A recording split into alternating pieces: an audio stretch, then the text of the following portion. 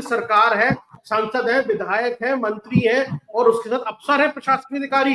तो ये सांसद विधायक क्या कर रहे थे, क्या या अधिकारी क्या कर रहे थे, ये सरकार के जो सरकार का हिस्सा जो है, क्या इनको अपना दायित्व पूरा नहीं करना चाहिए था?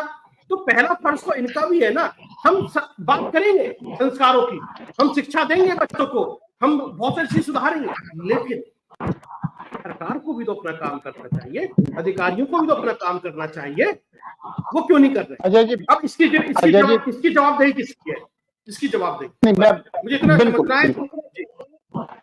अजय जी, मैं बिल्कुल, आपने जो प्रश्न उठाए बिल्कुल वाजिब प्रश्न है और ये उठने भी चाहिए, उन पर बात होनी भी चाहिए। थाने के अंदर 24 तारीख को कंप्लेंट दर्ज कराई गई। घटना 21 तारीख के, थाने में 24 तारीख को कंप्लेंट दर्ज कराई गई है और 30 तारीख तक चारों अपराधी। नहीं, कंप्लेंट दर्ज नहीं कराई गई, कंप्लेंट दर्ज हुई है। एक ही बात, मतलब आप 24 तारीख को FIR दर्ज हो गई और 30 तारीख को चारों व्यक्ति गिरफ्तार हो गए। 30 तारीख को चारों व्यक्ति गिरफ्तार होकर के उनके खिलाफ कानूनी कार्रवाई चालू हो गई और उन पर धारा 309, धारा 118, धारा 74, धारा 87 के तहत उन पर मुकदमा दर्ज हो गया और कानून अपना कार्रवाई कर रहा है। और एक बात, जो वहां के अगर DCP के बयान को माना जाए तो DCP का बयान है कि वो गैंग रेप नहीं हुआ है, वो सिर्फ जो आशु चौधरी है, जो उनका मंगेतर है, उसने उनके साथ करा है, ना कि गैंग रेप हुआ। और जो काटने का मामला है, जो लोग कुछ भी कहें, वहां पर 8 जगह पर काटा है, 8 जगह पर बच्चे को काटा गया है, जो डॉक्टरी रिपोर्ट कह रही है। मेरा कहने का मतलब यह है कि कानून अपना काम कर रहा है, कानून को अपना काम करना चाहिए और तेजी से काम करना चाहिए। लेकिन हम इसको, मतलब जो मेरा बड़ा स्पष्ट है कि मैं कोई इसमें कानून का पक्षधर को बचाने वाली या सरकार को बचाने वाली बात नहीं है। सरकार आती रहेंगी, जाती रहेंगी, हमारी बेटी बचनी चाहिए, बेटी के साथ ये नहीं होना चाहिए। ये हम सबको सामूहिक जिम्मेदारी मान करके हम सबको आगे बढ़ना चाहिए। हम सबकी बेटियां हैं, हम सबकी बहनें हैं। हम कब तक सरकार पर छोड़ करके अपनी बेटियों बहनों की इज्जत लुटवाते रहेंगे? अच्छा, एक सवाल और, इसके बाद फिर मैं मनमोहन गामा की तरफ जाऊंगा। एक सवाल और, तीनों दोस्तों को बुलाया, हम पुलिस की चोरी पे बात करते हैं, तीनों दोस्तों को बुला लिया, रास्ते में शामिल हो गए, लड़की के साथ छेड़खानी की कार के अंदर, और उसको छेड़खानी में मामला दर्ज किया है। जैसा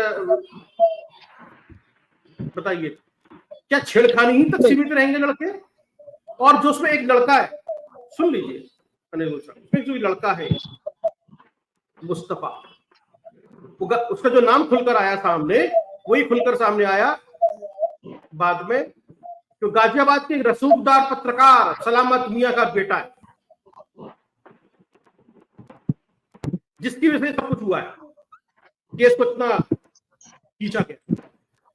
अब मैं, भारतीय जनता पार्टी की सरकार है, उसके आप प्रतिनिधि हैं, मैं आप ही से समझना चाहता हूं, ऐसे में जो चर्चाएं हो रही हैं तो पार्टी की छवि तो खराब हो ही रही है, और जो हमारे आदरणीय माननीय योगी आदित्यनाथ जी हैं, उनकी छवि के ऊपर भी लोग प्रश्न चिन्ह लगा रहे हैं। इधर आप सदस्यता अभियान शुरू कर रहे हैं, इधर जो है ये घटना घट गई है, कैसे सामना करेंगे?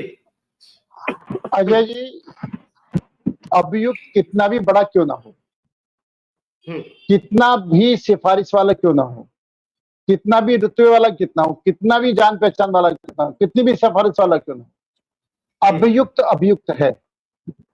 किसी भी धर्म का है, किसी भी जाति का, किसी भी बिरादरी का, किसी भी क्षेत्र का है, अभियुक्त अभियुक्त है और वो अभियुक्त किसी कीमत पर नहीं बख्शे जाएंगे, ये मैं आपके चैनल पर गारंटी के साथ कह रहा हूं। लेकिन मेरा एक मानना अजय जी, मेरा एक मानना वो जरूर है, वो भी आपके चैनल के माध्यम से पूरे देश को भी मैं ये मैसेज देना चाहता हूं कि आप अभियुक्त को, अपराधी को किसी जाति में मत बांटो, किसी धर्म में मत बांटो, किसी मजहब में मत बांटो, किसी क्षेत्र में मत बांटो। अपराधी को अपराधी रहने दो और अपराधी को सजा होने दो और अपराधी पर बड़ी से बड़ी सजा होने दो। लेकिन कई बार जो हमारे वकील लोग हैं, कई बार हमारे जो बड़े बड़े राजनीतिक दलों के वकील हैं, वो उन अपराधियों को बचाने के लिए खड़े हो जाते हैं, तब बड़ी शर्म आती है कि बड़े बड़े राजनीतिक दलों के लोग भी चंद पैसे के लिए, या चंद वोटों के लिए जो राजनीति करते हैं और उनकी वकालत करते हैं, जिन बहन बेटियों के साथ इतना दुष्कर्म होता है, मेरा तो ये भी वकील आपके माध्यम से वकील समुदाय से भी निवेदन है कि ऐसे केसों की वकालत ना करें, ऐसे केसों के लिए झूठे सच्चे बातें ना करें। हमें समाज को बदलना है, राजकाज होता रहेगा, सरकार आती जाती रहेगी। ठीक है, आपकी बात तो मैं सहमत हूँ अनिल गुल साहब कि हमें कोई जाति धर्म नहीं ढूंढना है इसके अंदर, सिर्फ ये देखना है अपराधी है। मैंने सिर्फ यही कहा कि वो व्यक्ति जो है कसूरदार व्यक्ति रूप में फेमस यहाँ पर, जैसा कि कहा गया। और एक जो मुख्य आरोपी है जिसको बनाया गया आशु चौधरी, उसके पिता एडवोकेट बताए जाते हैं। मनमोहन गामा, आप थोड़ा लेट से जुड़े, आपका बहुत बहुत स्वागत है। आपको घटना के बारे में पूरी जानकारी मिल गई होगी। गाजियाबाद की ये घटना है, देश का पहला केस जिसके अंदर बलात्कार हुआ और पीड़िता को दांतों से काटा गया। और जो बयान के बेटे के खिलाफ क्यों नहीं प्रशासन उस तरीके का एक्शन ले पा रही है, तो सवाल उठता है। यहाँ ये सरकार दो ही व्यक्तियों की सुनती है, या तो अपनों की सुनती है या फिर रसूखदारों की सुनती है। कमजोरों के लिए ये सरकार नहीं है। ठीक है। अनिल गोयल, ये AIMM के जिला अध्यक्ष, महानगर अध्यक्ष हैं गाजियाबाद से, मनमोहन गामा। ये पार्टी में इकलौते हिंदू ब्राह्मण चेहरा है ओवैसी साहब की पार्टी, है ना। ये आपसे कुछ सवाल पूछ रहे हैं। मैं अजय जी बिल्कुल इनकी बात का जवाब देने के लिए बैठा हूं। मैं आज इस डिबेट पर राजनीति नहीं करना चाह रहा, लेकिन मनमोहन सिंह जी राजनीति शब्दों का इस्तेमाल करना चाह रहे। आप जब आपके पाले में गेंद आता है तो आप राजनीति नहीं करते भाई। अरे भैया, अगर वही बंगाल में बंगाल में होता तो पंडित जी, मैं बड़ा स्पष्ट कह रहा हूं और आपने मुझे को नहीं सुना होगा। मैंने सरकार का बचाव नहीं करा है, मैंने सरकार को भी कटघरे में खड़ा करा है, क्योंकि हाँ हमारी बहन बेटी का मामला है, हमारी इज्जत आबरू का मामला है। लेकिन आप लोग राजनीति डाल करके इस मुद्दे को कमजोर करना चाहते हैं। आप राजनीति डाल करके इस मुद्दे का समस्या का समाधान नहीं करके सिर्फ राजनीति की रोटियां सेकना चाहती हैं, और मैं इस बात के बिल्कुल खिलाफ हूं। चाहे किसी पार्टी का वक्ता क्यों ना हो, चाहे किसी पार्टी का कार्यकर्ता क्यों ना हो, वो अपनी राजनीति के सीखने के लिए इस तरह के केसों को कमजोर करके आप ये बात कहो, बताओ कि जो लोग हैं वो वकालत करने क्यों खड़े होते हैं। जो बड़े बड़े वकील हैं वो चंद पैसों के लिए, या राजनीतिक वोट हासिल करने के लिए, या राजनीति को आगे बढ़ाने के लिए उनकी वकालत करते हैं। जिन लोगों ने रेप करा, जिन लोगों को के साथ जिन्होंने आप अगर आप समर्थन करते हैं तो इसको राजनीति की बजाय इसको इस बात पर देखना चाहिए कि अपराधियों को सजा मिले, कितने से बड़े क्यों ना हो। और हम अपनी बहन बेटियों को बचाने के लिए आगे बढ़ रहे हैं। हम राजनीति के लिए बहुत मंच हैं, राजनीति करेंगे। आपने कहा अपराधियों की जाति नहीं होती। सर बिल्कुल कहा मैंने, बिल्कुल कहा अपराधी कोई जाति नहीं है। अपराधी बिल्कुल चाहता है। जब गुजरात में बिल्किस बानो के बलात्कारियों को जाति के नाम पे रिहा कर दिया जाता है, कहाँ जा रहे हैं? फिर आप राजनीति कर रहे हैं। मैं 50 उदाहरण दे सकता हूँ। आप कहाँ जा रहे हैं? मैं भी 50 उदाहरण दे सकता हूँ। मैं 50 उदाहरण दिखाने कि आज बलात्कारियों का हौसला बुलंद इसलिए है क्योंकि सरकार की मंशा ठीक नहीं है। बलात्कारी को हौसला इसलिए है, बलात्कारी को हौसला इसलिए बुलंद है कि मुलायम सिंह यादव कहता है कि बच्चों से गलतियां हो जाती हैं। बुलंद इसलिए करते हैं तो इसलिए राजनीति मत करो। बेटी बचनी चाहिए, बहन बचनी चाहिए, उसको सुरक्षा मिलनी चाहिए, इसलिए बात होनी चाहिए।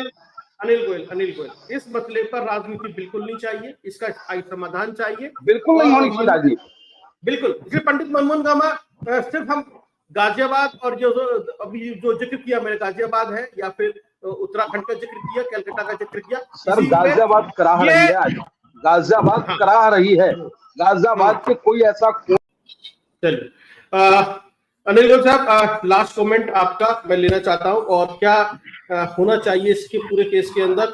आखिरकार बढ़ती हुई रेप की घटनाएं कैसे रुकेंगी, और लॉ एंड ऑर्डर के ऊपर मैं आपसे चाहता हूं, सरकार की पहली प्राथमिकता लॉ एंड ऑर्डर होती है। अजय जी, मैं डॉक्टर साहब की बात से 100% सहमत हूं, और निश्चित तौर पर कुछ दिनों के अंदर आपको कार्रवाई होती हुई दिखाई देगी, न्याय होता हुआ दिखाई देगा। और न्याय होना चाहिए, समय पर होना चाहिए। देर से हुआ न्याय न्याय नहीं कहलाता। मैं आपके चैनल के माध्यम से पूरी जनता को आश्वस्त करता हूं कि इस केस के बहुत जल्दी परिणाम भी सामने आएगा और न्याय भी होता दिखाई देगा। मैं इसमें कहीं से कहीं तक कोई दो राय नहीं है, मैं डॉक्टर साहब की बात से सहमत हूं। और जहां तक गवर्नर साहब का सवाल है या मेयर साहब का सवाल है, उनको भी बयान भी देने पड़ेंगे और उनको इसके लिए खड़े होना भी पड़ेगा और उनको संघर्ष भी करना पड़ा तो संघर्ष करना पड़ेगा। बेटी का मामला है, बेटी को न्याय मिलना चाहिए। लेकिन मैं एक बात फिर मैं बात कहता हूं कि हमको सामाजिक जागृति जरूरी है। बेटियों को भी जागृत करने की जरूरत है कि उनको भी सावधानी बरतें और बेटों को भी ताड़ने की जरूरत है, उनको सिखाने की जरूरत है, उनको ताड़ने की जरूरत है। तभी कहीं हम इसको मिल करके समाज को आगे बढ़ा पाए। बिल्कुल मैं सहमत हूं आपकी बात से, हमारे दर्शक भी सहमत होंगे। और आज से ही, अभी से ही अपने परिवार के अंदर अपने बच्चों को संस्कार देना शुरू कर दें, तभी हमारी बेटियां सुरक्षित रहेंगी। रजनी, आपका लास्ट कमेंट, कैसे महिलाएं सुरक्षित रहेंगी?